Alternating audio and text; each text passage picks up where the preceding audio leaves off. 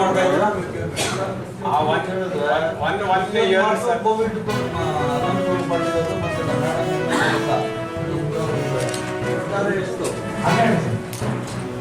Commission ಆಗಿದೆ sir. Commission ಅಂದ್ರೆ complete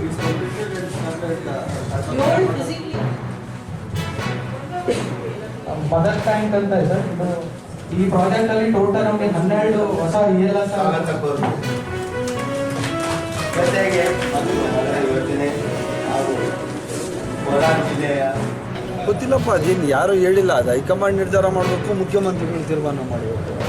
ಮತ್ತು ಅಧಿಕಾರ ಅವ್ರದ್ದು.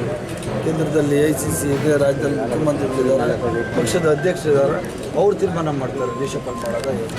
ನಮಗೇನಾದ್ರ ಬಗ್ಗೆ ಬರೀ ರೇಟ್ ಇನ್ಕ್ರೀಸ್ ಆಗೋದು, ಬಸ್ ದರ ಬೇರೆ ಮಾಡೋದು ಮುಂಚೆ ನೋಡಿದೇ ಇಲ್ವಾ?